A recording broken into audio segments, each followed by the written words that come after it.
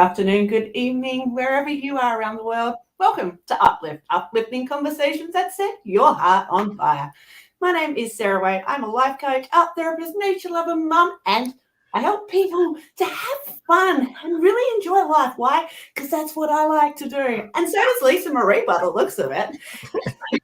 Now, joining us today, my co-host in Canada, this is Mr. Neil Thrussell. He's a life coach.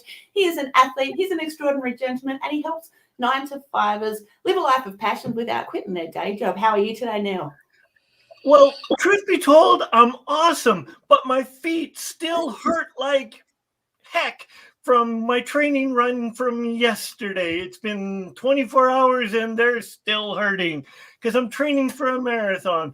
But all is good, and I'm really excited to have my friend Lisa Marie on here with us today. Yeah, welcome, Lisa Marie. Now, Lisa Marie Platske is a lovely woman. She's also actually on the other side of the world. She's in the States right now. She's a former federal law enforcement officer, and now she is someone who does pretty incredible things in her business company, Upside Thinking. Welcome, Lisa Marie. Thank you. Thanks, Sarah. Thanks for having me here. Pleasure. Now, I'm curious. Yeah, go now. No, you're curious, and I was just going to butt in. No, go ahead. I've heard a little bit about you from Neil, and recently I discovered that until 9/11 you were part of the law enforcement agency. And how does Homeland relate to what you're doing now? Is there any similarities, or is it completely different? No, there's a lot of similarities, Sarah. There's so much, because law enforcement really is about human behavior. It's about human behavior and, being able to pay attention, be a noticer. And I believe that's exactly the leadership journey that I've been on in opening a business. It's the same. It's just a different action, and the uniform is different. The people are a little bit different, but oftentimes really actually very similar. Oh, interesting. Okay, so if they're quite similar, is what is the most stark difference then that you found? What's the most stark difference? That's a great question. I would say that for me, when you're in law enforcement and you've got a uniform and you put on the blue uniform and you button it up and you put on your belt and your boots and your firearm and your badge, there's a certain mindset that is, I'm going to go home today. I am safe and I am going to go home today. And so that mindset comes from understanding that when you put that on, people perceive you in a certain manner. Now, when we show up for work, that may happen where people have certain perceptions or certain expectations of us. However, I'm not in the conversation of myself every day when I get dressed of going, let me go home today. Let me still be safe. Does that, there's still executive presence I liken it to having law enforcement presence. They're similar, and yet there's not that concern for your life in the same manner. Unless you've done a really bad workshop. Trust that hasn't happened. No, as a matter of fact, early on, whenever someone would say it's a really tough audience, I'd say, yeah, I understand, and it just can't compare. Yeah, usually your audience only is armed with their wit. That's right. That's exactly right. I was trying to, prior to us coming live on air, I was trying to figure out how many years Lisa Marie and I have known each other, and it's been a few.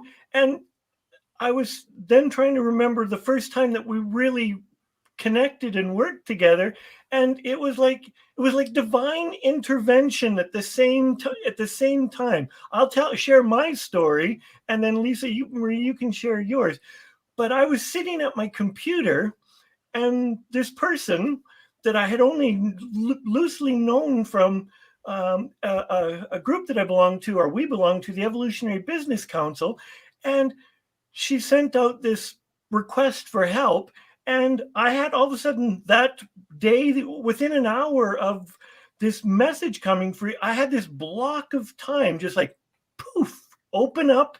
And it was like allowing me to do something. So she was asking for help promoting her book, Limitless Possibilities. Correct? Turning possibility into reality. Yeah. Yep. I went looking for it, but I couldn't find it, but I still have it. And all of a sudden I was able to help or do my share of promoting this book. So this was the universe, God, whatever you choose, opening up and making my time available for me. So now I'll leave your version of the story, Lisa Marie. Well, and I really love that, because one of the stories that I'll share that I love so much about how divine connection brought us together was in Vancouver, when I had attended the Evolutionary Business Council event.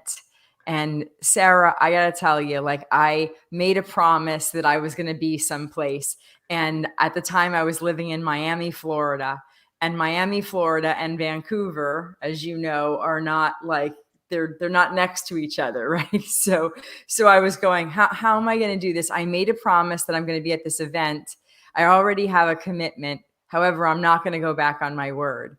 So I made it a day late and ended up showing up at this event, and I connect with Neil, and there was something going on in the evening, and we talked, and it was as if I knew him for a lifetime. And we ended up having conversations about, they were uplifting conversations. It was a conversation that just continued beyond where the event was going on. And in the evening, we're supposed to be back in the event, and we're in conversation. And I felt that there was this part of me that knew Neil for just lifetimes. So it's one of my favorite experiences, and why whenever Neil says, would you like to do something, or can you do something, that I'm a yes, that I'm always a yes. And so even with this being past my bedtime, seeing it's from Neil, it's a yes. And so, Sarah, it's wonderful to get to have you be part of this memory and this core experience as well. Oh, thank you so much, Lisa Marie. Yeah, I think Neil has that effect on a lot of people. Those that, like, people that we both know, Neil, we get along like a house on fire. Why? Because he's a pretty outstanding guy. Yeah. What's not to love? Yeah. I'm sure you are too, Lisa. And it's great that we get to spend more time getting to know each other, and I trust that we too can build this amazing connection. And I'm curious, because that connection that you guys had, is that a connection that you have with lots of people due to your background, or is it something that you have to work on with some people? Oh, I really love that question. And I believe that we're each hardwired for, a specific type of connection, right? Like a how we are individually wired. Some people might use the terms of, outgoing or extroverted. I see connection as being something that I've written books on the topic on how it's a form of currency. And so while I am borderline on that extrovert introversion line, I'm definitely social. And capable of being social. And what I do is I simply am, and that goes back to that earlier question about law enforcement, where I pay attention to people, and I get feelings. I get messages from the Holy Spirit. Some people call it intuition. I get these feelings. And maybe that goes back to the piece in law enforcement about whether or not somebody is trustworthy, whether they're safe, whether they're someone who's warm, whether there's someone who's kind and compassionate. And when you ask about it often, I look at that we travel at a certain vibrational frequency. And so we're going to attract more of the people who operate at that frequency. And so I'm not sure if it happens often or not, because I've not measured the two. I do believe that it happens for me in ways that are surprising and in places that are surprising, in places that are unexpected. And so that's the part where I go, oh, well, that was interesting. Why did I check into that Airbnb and the owner happens to own a leadership training company? And we happen to have a conversation for an hour on leadership. How did that happen? Well, we're traveling on the same frequency. So of course I picked this place. And of course we had this conversation. And of course this happened. And yet I see it so much a part of the individual wiring. Because just to add to that, I can extend an olive branch, or we can extend an olive branch to someone, and if they don't pick up into the conversation and they don't reciprocate, there's no conversation. Exactly. But if it's someone who talks to you and they talk back and you keep going, it allows it to deepen, because it doesn't matter how much you can have everything right, and you're just supposed to meet, and that's it. And sometimes you're supposed to meet and go deep. Yeah. And I really love you bringing that up, Neil, for the reason of psychological safety. So, safety in that I am fascinated at sometimes when I will meet someone and I can feel that they're concerned that there's some other expectation. Like, why is this person being nice? Or why is this person being open? And so based on someone's experiences, and for me, I've had to learn that the world is a safe place. I've had to learn that's just behavior that when someone extends, as you say, the olive branch, the connection, they open the door, that they're genuine. Like, I've got to really feel into, not I have to, cancel clear. I choose to feel into that versus going, they must want something must be, this is weird, or all of those. And you're right, it takes two people to be able to do that. So really great noticing. It's a great awareness. That's really interesting. I think a lot of people have had those moments where they've met someone for the first time, and they've stayed up all night or spent the whole day just chatting, and time's just gone. They've just been in deep conversation, and then there'll be those other times where you're just like, I need to go now because this is really awkward between us. Yeah, and I'm sure that guys, when you're watching this, whether it be live or in replay, I'd love to hear how you deal in those sort of situations. Lisa Marie, have you got any tips for someone if they're feeling a bit awkward and they do want to get in that same energetic level and they do want to have that conversation? How would you sort of loosen the conversation barrier a bit? Ooh, I give myself permission. I give myself permission to feel whatever it is. So if I'm not feeling it, I'm not forcing it. And I'm going to get curious. Like, that's, to me, is the biggest thing, is I'm just going to get curious. I'm going to ask questions, and I'm going to ask questions that are sort of the questions that most people are told not to ask. I'm going to ask personal things. I'm going to be in the conversation. I'm going to be fully in the conversation. And if I get that sort of, is this person trying to sell me something? Or are they trying to, find out information about me? Then I just go, okay, so this just we may not be traveling at that same frequency. That just might be all it is. But I'll ask questions about, what somebody's, what their biggest success, their values. I'll ask them questions about their family. I'll ask them questions about their what they were most excited about. I'll ask them what it is that they want to let go of and what they want to forgive themselves for. And I'll ask some of this stuff like really early on, because I don't have time. There's only so many minutes in the world. And that's one of the things about, you get so many minutes on the planet and you don't know how many you get. You don't know when they run out. And so I don't have a lot of time for chit chat. Like, I'm not interested in chit chat. So I want to have the conversation that's going to be a contribution to me. And I want it to be a contribution to you. And so I'm willing to dive in deep. I'm willing to go into those conversations. And I'm also understanding that that's not where everybody is. So if the level of curiosity that I bring feels weird or wonky, it's just probably not my people. And that's all right.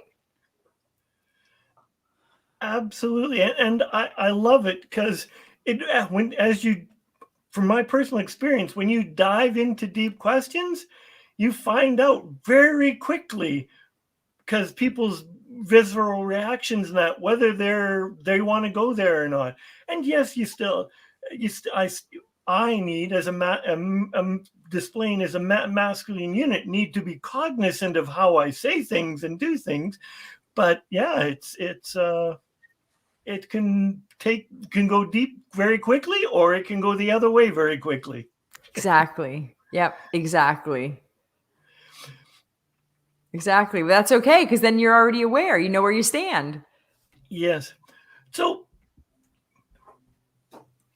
we were talking about soul. No, we weren't talking about, but I found on your various websites, soul purpose. We haven't talked about it, but so do you believe your soul is giving you a purpose, or you go and find your purpose? I believe that I already have it. Meaning that it's whatever it's written when you're born, and you get it, and you got a calling, and you got a mission, and you've got a reason for being here on the planet right now. And I believe that really feel that if every single person fully stepped into their purpose and their calling, the world would be very different. I believe that there would be ills that would be cured. There would be less pain and suffering. However, the courage to fully step into whatever it is you're designed to do, you're called to do, you're hardwired to do, that amount of courage, it's just,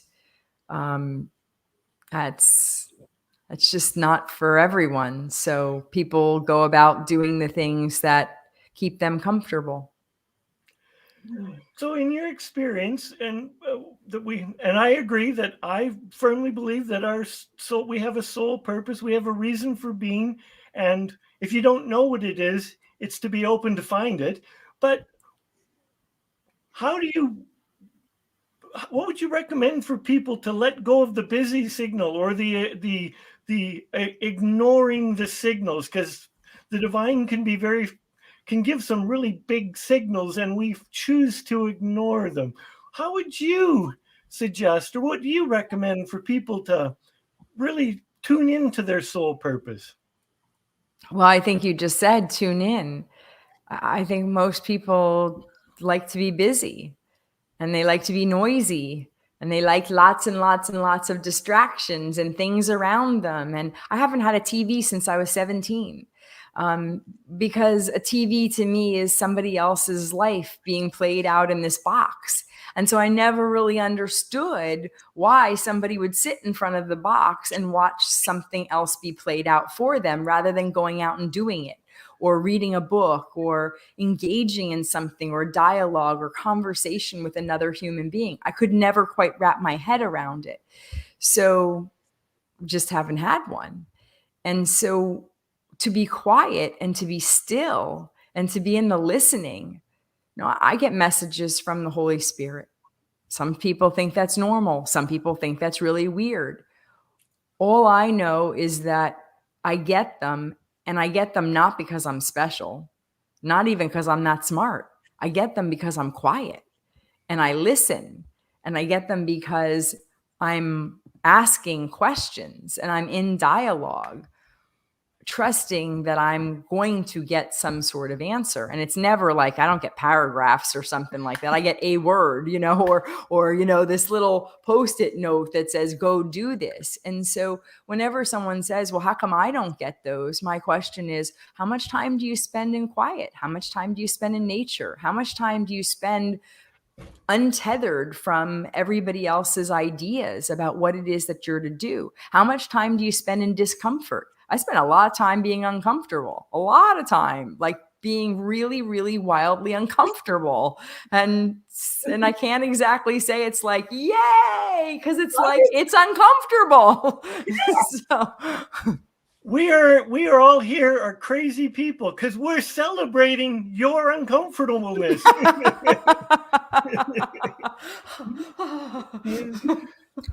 think it's great to get uncomfortable at least once an hour. Just stretch yourself just that little bit more. And why not? And come to Canada in wintertime, we'll get you uncomfortable even quicker. My body and cold don't do well. You come to Australia and do a Perth summer. We'll see how uncomfortable you can get, buddy. It's a deal. All right, we're on. Okay. Meanwhile, we're traveling the planet and doing all sorts of things in time and space. And I know that we all know that time is a commodity because we have proper conversations. We don't deal with that fluff. We go in and have fun and enjoy listening, having that quiet time. I know personally, one of my best experiences was traveling around Australia alone. It was just me and my dog and my thoughts. And it was the perfect time for me just to digest everything that I needed to, explore and do everything I wanted to. Hey, Sharon, thanks for joining us. And to be open to experiences. Nature for me is one of those things that gives me that space. And I know that both Neil and Lisa have this similar experience. How do you bring nature into your life? How do you bring that? I obviously got a plant behind me, so that's one way you can do it. Now, how do you, and so is Lisa, I might add. Now, you've got a book with a plant on it. I suppose we're even Stevens here. How do you bring that nature into your life so that you have that chance to find that purpose out there in nature? For me, it's easy. I get mud on my shoes and track it in the house, and then I run for my life. That'll get the heart. There's so many beautiful and wonderful ways to there's meditation, a walking meditation, earthing, barefoot walking, just like getting lost in a sunset or a sunrise.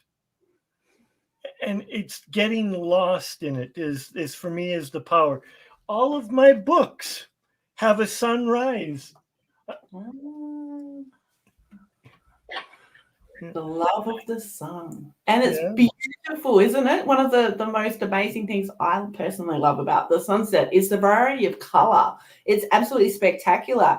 And it feels completely different. I don't know, at least for me, that the sunset is completely different feel to that morning. Those colors that emerge, you have the hairs on your arms stick up in different ways, and you just I find it a beautiful way to start the day, to enjoy that sun coming up, having a walk or having a dance and being out there in nature. What a wonderful way to start the day. I agree. And you just know you're not sure what you're going to get. It's different every time. It's a different masterpiece every single time. Absolutely. Yeah. And I decided, I don't know, maybe about 6 months ago, maybe a little longer, that I would not have any phone calls that were not moving, meaning like outside. And so I take my phone with me and go for a walk. And I go for a walk in the sun. I go for a walk in the cold. Doesn't really matter. However, the idea of sitting at a desk now for a video call, or if you're great, you're in the video. Oh, this isn't good. This is not good. This is not a good look for Lisa Marie. It looks like a poignant share was about to happen there. I always, what I know about Lisa Marie, it was going to be powerful, what she was going to share. Here, let's see if we can get her back. Okay, we'll wait to add her back in. I trust that she's paid her internet bill. I hope so too. Otherwise, how are we going to continue this amazing conversation? Guys, Yeah. I know there's a couple of people watching live. If you'd like to ask Lisa Marie a question, please drop it in the comments box. We would love to get interactive here and get her to share some comments. Every day is a new masterpiece. Absolutely. Hey, Sharon, can I share something with you? When I was traveling around Australia, one of the most amazing things that I saw was in the middle of nowhere. There's this just empty picture frame, and I'm talking about a picture frame that's like as big as your room. It's like meters and meters wide and across. It was completely empty. Why? Because it was in the perfect position, Sharon, to see the spectacular view that was behind it. And as the seasons changed and as the day shifted and the sun moved, it would change, and it was spectacular. I literally put my bus on the side of the road and camped there for a couple of days because I wanted to see this beautiful masterpiece change. It was absolutely spectacular. My dog and I enjoyed quite a few walks around there too, just saying. But I really love that idea of having that empty picture frame. Neil, if you were to take an empty picture frame anywhere around the world, I know you like to write from pretty spectacular places. You probably considered this at some point. Maybe not. Where would you take an empty picture frame to so that you could view the world changing? I don't think it matters, because every place is unique and has something wonderful. Every country, every town, every city.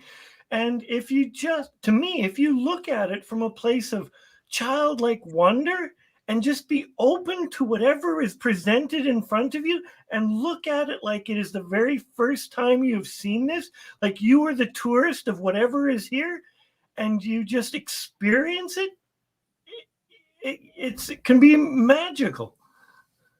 Agreed. I remember the first time we went to Australia, we flew forever, and I never looked up in the sky because we were in the city, couldn't see the sky. And then we ended up in the Northern Territory, and we took some tour, and it was a night sky tour. So I hadn't seen the Australian sky. So we go into this tent and we're having supper, and they intentionally kept it covered so we couldn't see the sky. And then as part of the experience, they blindfolded us. And then, we got Lisa Marie coming back. And then they blindfold us, and we get to come back, and we take the blindfold off. And all I could think was, oh my God, we're not in Kansas, because I didn't know any of the stars.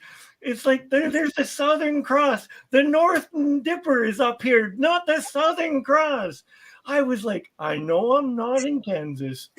And the skies would have been pretty spectacular in the middle of nowhere too, I imagine, just so clear. And I have never seen so many stars. And I've been in some remote places in Canada, so that white noise is not seen. There's way more stars down in the south. You're in, just beautiful. And welcome back, Lisa Marie. Hello. I have no idea where I went. I hope it was someplace good. We were wondering whether you paid your internet bill, or at least I was. Your mates at home and like, oh, she's going live. We better cut her off. Just so much energy that like the system just overloaded and said, oh my gosh. I think that's what it was. It's got to be. Can't tell you. Yeah. Conversation too hot. System couldn't handle it. Yep. Happens. That's what they call this why we call it an uplifting conversation to set your heart on fire. It's not supposed to get rid of your connection though. So Sharon's just chimed in and said, right outside my front door is a great place where she goes to get a new perspective. We were talking about having Yeah. an empty picture frame to check Yep. things out. So Sharon's just mentioned outside her front door. So I'm going to ask you that question, Lisa Marie, since I asked Neil. If you were to get an empty picture frame and put it anywhere around the world in an open space, what would you like to see behind that picture frame? So for me, wherever I am at the moment, that's what it is that I want to see. So to truly, truly, truly be present in the moment, I'm never looking to be any place else other than exactly where I'm at. Love that. Powerful. Yeah. Yeah. And that's how you get to have those amazing conversations with people, because you're in the right space in the moment. And right? I'm just in the moment. I'm just fully present wherever it is that I am. Yeah. And that's that hasn't always been the case. I think really that's do. Lots of people too, that it's not always the case for them. You have to find that. How did you personally find it? From not having it. Yeah. Yeah. So it was missing, and you knew it was missing, or you had an inkling there was something not happening? Finding that there were moments where I was so focused on something in the future, something in the past, or being distracted by whatever else was in my thoughts or in my area, that I just was missing out. I was missing out on people. I was missing out on conversations. I was missing out on life. So to be fully present and engaged wherever I'm at, and not to ever be believing that there's someplace else better or someplace else that I will go. Just to be here. And I thank you. I love that, because that's what I felt like when we met in Vancouver. When we're sitting on those big overstuffed chairs or the couches, whatever it was, and we're facing each other, I don't know what else was going on. This was my version of it. I don't know what else was going on. All I knew is Lisa Marie and I were in a conversation, and it was crazy deep. And Yeah. the fire alarm could have gotten pulled, whatever. We don't know. We could have burnt up there because we were just engrossed in the moment. That's all that there was. Yeah, that's it. That is exactly it. And it's something that I have such a memory of, that I carry with me, which is the reason why anytime that Neil would say, this is what I need, can you do this? My answer would be yes, because I go back to that moment in time and go, yeah, like this is sacred. This is communion with a human being that I love. There's something about that. And of course we laughed, and conversation went deep, and it was serious, and it was all sorts of things all in one. But it was presence. That was the gift. Yes. I think that's something that a lot of people, at least I recognize, a lot of people really struggle with being present. Yeah, as a mom, as a parent, you're often juggling things. As a business person, you're often juggling things. You're often got your mind in two places or more. So to be present with someone and to really look them in the eye and really connect, it really is a gift. It really, really is a gift. And to add to that, we were blessed because we chose not to be anywhere else other than right there. We could have made, so we had no other distractions. And if a person if you want to make these kind of connections, ensure, whether it be your primary relationship, your best friend, or anyone, make sure you clear your schedule so that you have the freedom, so your mind is not somewhere else in your to-do list and that. And you've looked after everything so you can be right here, right now, and fully present. Hmm. And I would it even, means, oh, sorry. I was going to say, I would add, when you're hanging out with friends or you want to be present, turn your phone off. Right. You don't need it. You don't need to put it in the middle of your conversation, distracting you from that person. You're not as important as if somebody who might contact me. It's not a great look. Turn it off. You don't need it. Get rid of it. And what's interesting is research shows that even if it's turned off and it's on the table, it's still a distraction. Like the brain still is wondering, did somebody call? Is there something that I'm to do? Like the brain can't even that's a distraction, even if it's completely turned off. And so, that's it's like, can you be fully present in whatever conversation that you're in?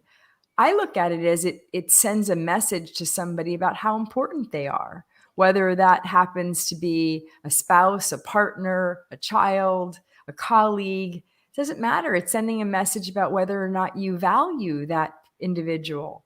So, and it sends a message to me when I'm the one that's not being focused or being in conversation where their person's present. Well, I guess it's really not that important. It's like in the back of my mind. And I know as I'm a single mom, I have my own business, and I know that my daughter feels off when I'm using my phone around her when I'm working. She feels that, and she has had that conversation with me. A 4-year-old has mentioned that. Wow. So if she's picking up on that, I'm wondering how many other children are consciously or unconsciously aware of that. Their parents' phones are more important than they are. How heartbreaking for that child. Yeah. What a message to bring through into your adulthood. And at least yours is verbal enough to say, like, hey, or to bring it up for you to know. What about the kids who just don't say anything? Yeah, it's heartbreaking. Yeah. On the weekend, I went to mini golf with my daughter. She never played it. Had a hole in one. First time ever. Woohoo! Twice, different holes. I was like, this is awesome. But later in the afternoon, because I was feeling a bit unwell at one point, and I just said, Mom, just give me a minute. She goes, Sarah, Mum. She doesn't call me Sarah. She goes, Mum, you can talk to me, Oh, what a beautiful child you are. She obviously picks up on a lot of the things that I say to her, but I think this is really poignant that other people do pick up on that which you say and do. And that time, how we spend our time with others is really, really important. Yeah. Yeah. Well, I suppose if you say, hey, you're important, and then some other distraction always shows up, you don't really have to say it, right? Because they already have some sort of feeling about what's really true or not. So like you say, she's picking stuff up. She's a little sponge. That's the greatest thing about 4. Yeah. She teaches me stuff every day. It's fantastic. I love that I get to view things from a sociological perspective because of all the questions that she asks. It's actually interesting too. She's had a friend ask Google, hey Google, and then ask a question. And now she puts the phone in front of my face, and if I don't know the answer to the question, she'll pick up my phone, and it's facial recognition, and she'll say, hey Google, why is a dollhouse called a dollhouse? And really random questions. And I think, asking questions is key to conversations. If you don't ask questions, if you don't get curious, it's going to be pretty monotonous and boring. I'm curious, Neil, because you had a big smile on your face. What was the best answer that you got from Lisa Marie in that beautiful connection that you had that first time?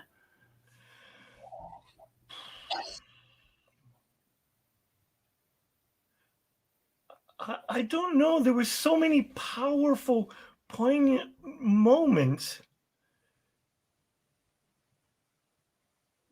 But what I got from her was presence.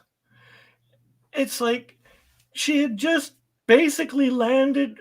Oh, we lost her again. And she had just landed, and she had the wherewithal to let it go. and just be present. Hugely important. Yeah. And she could have been anywhere else. And the conversations we've had and friendships, like we'll both be out for a walk, and you know, aside from the puffing and wheezing because she's power walking and I'm power walking or running, it's like right to the point. How are you doing? How's life? How's your relationship going? What are you working on? What is your biggest joy in the relationship? What is your biggest stumbling block holding you back? What is holding you back? Just really in depth and no judgment. No judgment. It's from this place of curiosity. And I think as adults, we lose the courage to ask questions because we get told it's wrong to ask questions. And when we are honest in there, we've been told not to be honest. Well, I don't really like this. Somebody offers you food and it's like, oh, I'm sorry, I don't really like that. And we can't say that. We make up colorful euphemisms to go, oh well, no, I'm not hungry or whatever to say so we don't hurt their feelings. And yet the nicest thing we can do with all of our friendships and all our relationships is be honest and truthful. Absolutely. Yeah. So was there a time when you were curious, how do I answer this question? How honest should I be? Well, every question is different and every relationship is different. There's a book I think called, it was Radical Honesty, and it says you never lie, you always tell the truth. Always, never, ever, ever, ever, ever, ever lie. And there's some merit to it. I'm not saying that a person should lie, but a person, you don't have to answer. You don't have to answer the question. It's just say, I just don't feel comfortable answering the question. Great tip. Great tip. Yeah. And I'd love to see, guys, if you're watching live or on replay, if that's useful to you, to say, no, I've got a boundary here and my boundary is stating that it's okay for me to not answer your question and phrase it in one way or another, however you choose. Yeah. Sounds like Lisa Marie might be joining us again. Hey. So I have to tell you something. What is so funny, not funny. Well, yeah, maybe it is funny. So I have done live TV shows for 15 years and have never had this happen once, let alone twice. So twice in one time, let alone once, period, is kind of fascinating. And I'm really wondering about the energy on the planet and us being in all sorts of in different parts. Like, this is really fascinating. I'm in the inquiry of like, what's mine to learn here, and I'm fully present, hoping the answer shows up. And we're all open to whatever shows up. It's like if this was a rigid show where you're on from this time to whatever, it's casual conversation, and we all know spit happens. It's fascinating, though. I'm Yeah. really fascinated. What can you make of it? Tell me. Ooh. What's the story? What's a good story that we could make up about it? The conspiracy theory is Big Brother is watching and didn't want to share what you were about to say. Ooh. Whatever it was you were going to share, it was censored. He's going dark on me, Sarah. Didn't expect it, but here we go now. Okay. Yeah. So I imagine that, everybody's been asked questions. We've all answered questions in the past, but I'm curious, both of you, Lisa, I'll start with you. What's been the most interesting question that someone's actually asked you? Most interesting question.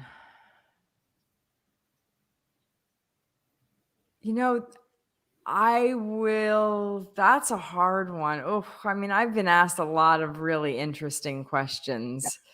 So that's really hard. Maybe a line of questions, perhaps. I would say that anytime people bring up conversations around my law enforcement career and they start probing and asking questions about it, how they phrase it and what they bring up is almost always really interesting. And sometimes I think about things, I go, oh my gosh, I haven't thought about that in decades, or oh my gosh, I can't say that I've ever shared that before. Or so when someone starts, I guess, poking in there, it brings up an awful lot of some funny, some silly, some stories that are surprising, but not necessarily one question, just anytime anybody kind of digs in there. I remember I was guilty of this with Lisa Marie, but I didn't ask her, have you ever pulled your gun, all of this. I said, what is the least glamorous thing you have ever had to do in the pursuit of law and order? And she said, dumpster diving. Oh. So my head immediately went to dumpster diving for shopping. I'm assuming she was dumpster diving for evidence and those sorts of things, getting pretty dirty in one way or another. Is that correct? This is the third time. See, Big Brother is censoring her. And we've never had this many on our show ever. No. Well, that's fun. I'm sure now Neil's frozen too. No, you're back again. All three of us are back. Excellent. Yep. Who's going to freeze next? Oh, nope, she's gone. So yeah, she was searching for evidence, and it was, I'm thinking that's not very glamorous. And that was the style of the conversation that we were able to hold. It's like different questions and that we were going on. Like, it was fun.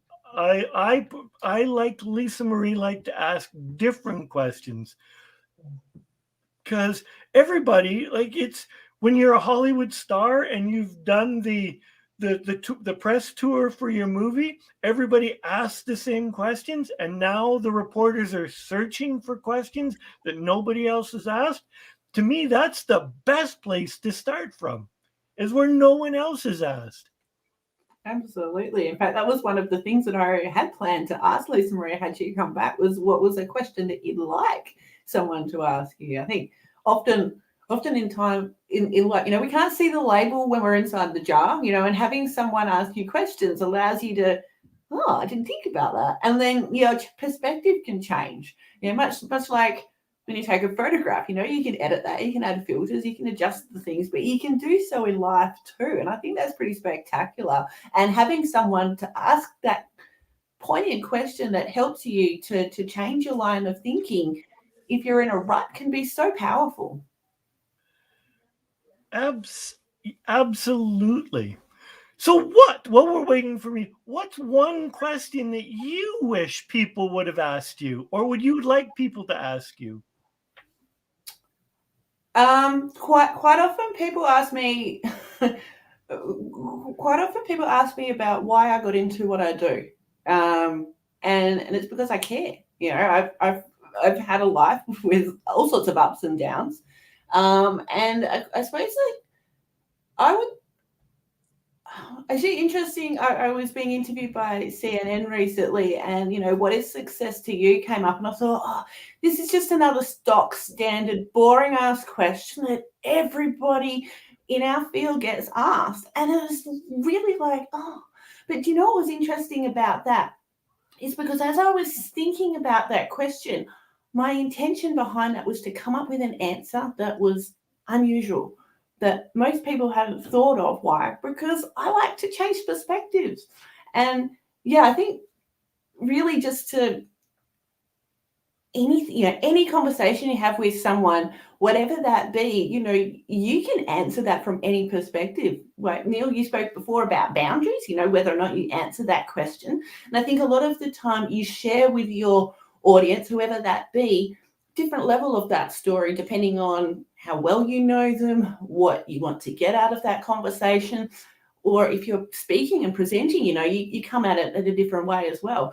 So I think it's a really interesting question, just to change the perspective of the question as well. Yeah, what is success to you, Neil? That's a wonderful question. And it's actually, I'm in the process of writing my very first nonfiction book, and it's called Chasing Success. And success to me, at the end of my lifetime, I want to be known as the guy that he was a really good friend, and I am glad he was my friend. Oh, I am positive there will be many people thinking that. And I trust that you will make waves in many more people's lives before that event does happen. And when I asked that question in many of our workshops, it's because people say, what do you want to be? What do you want to do?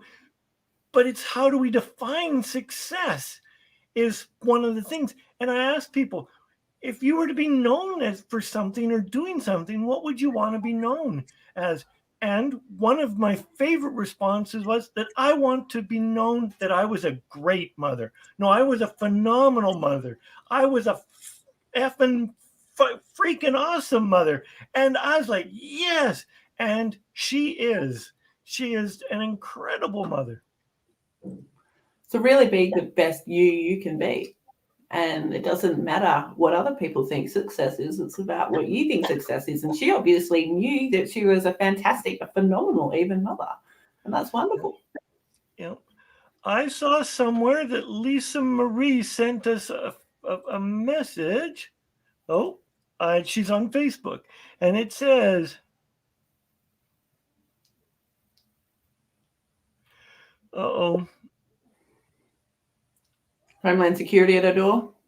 No, her computer has crashed. Oh, that's unfortunately timed.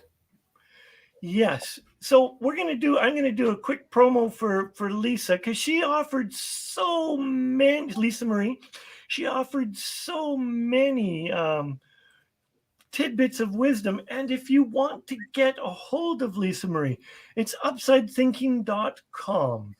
And I believe she was going to offer, and I don't remember. She's got an offer on her website, and it just slipped my mind as to what it is. And she's an incredible human being. She does leadership and personal development. She has a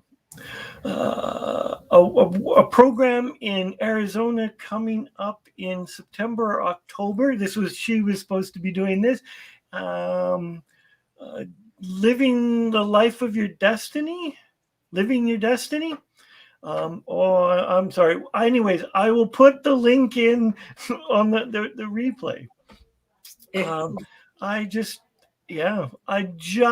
love Lisa Marie, as you can tell in a exude.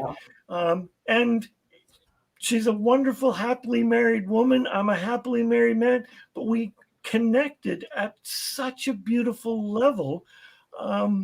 Like there's two souls connecting, because we allowed the connection to occur, because it was in the safety of a container, and we just were authentic. We held uplifting and heartfelt conversations. Beautiful. So I know that Lisa Marie hasn't got a chance to tell us about who she does work with. Neil, knowing her, can you give us a little bit of information about the type of person who would usually work with Lisa Marie?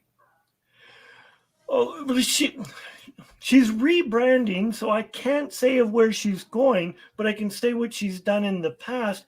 It's people searching for their sole purpose. She does corporate leadership as well, to once you know what you're going to do, to get out of your own way and go and do it.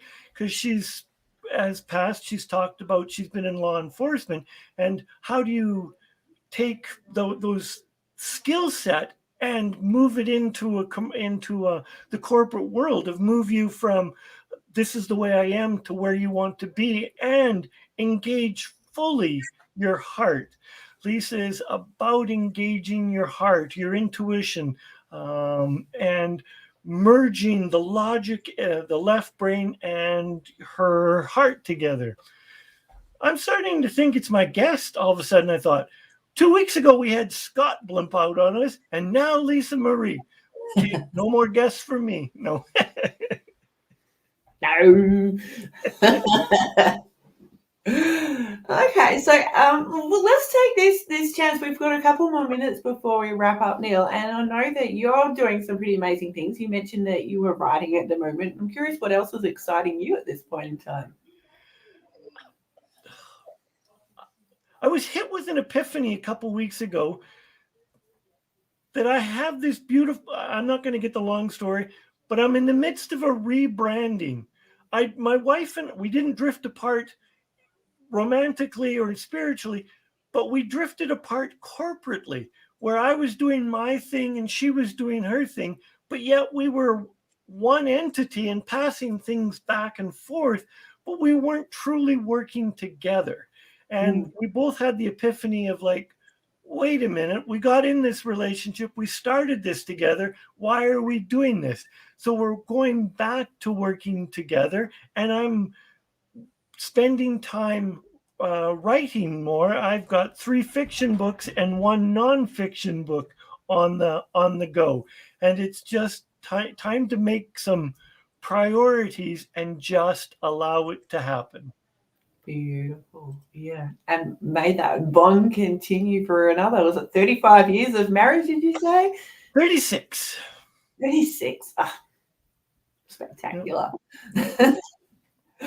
So yeah, I mean, you can see behind me, I've got colors, like, you know, I've been changing my hair as well. Like at the moment, you've literally caught me red-handed in my creativity. Creativity and me been getting on like a house on fire the last couple of weeks. It's been pretty spectacular. Gotta say, my house has been wafting with the smell of Australian essential oils because I've been making some beautiful soy wax candles. And I gotta say, confusing people with like a chocolate scented but different, like if I asked you what color is the smell of chocolate, what would you say?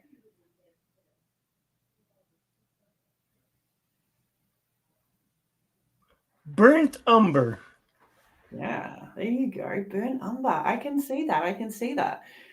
I recently, my best friend had a birthday party, and I made her some stuff a few whiles ago. Had a birthday celebration. We caught up a bit later for it, I should say. And I gave her this candle, which confused her because it smelt like one thing, but it looked like something else. And I loved that illusion, that change of that. Yes, it could be this. Oh, it's something different. So an example of that when I worked as a chef was, you know, learning how to make something look like one thing, but being something completely different. As an example, you know, you can make a pizza cake. It doesn't actually look like a cake. It looks like a pizza, but wow, when you bite into it, it does not taste like cheese and it does not taste like tomato, but it actually tastes of beautiful strawberries and pastry and delightful, delicious things. And I think, you know, playing with illusion and playing with change is really being present in the moment, because that sense of confusion can spark something pretty amazing. And I love that. It really gets me excited. So that's what I've been doing. That's been exciting for me. And I know that it's going to continue more because I'm starting to do more and more for more and more of my clients, because they get candles as part of their package with working with me. It's just been fun. So much self-care. It's beautiful. So I know we're going to wrap things up in a moment, Neil. So just one final word from you. Whatever you do it from a place of heart open, playfulness, and be present to that moment. I love that. Yeah. And guys, time is your most important commodity. You can't get it back. So whatever you do, go out there and design the life you desire. Get out there and have those beautiful, uplifting conversations. Ask questions. Do things slightly differently. And be present. Take care. We'll see you next time on Uplift. All the best. See ya.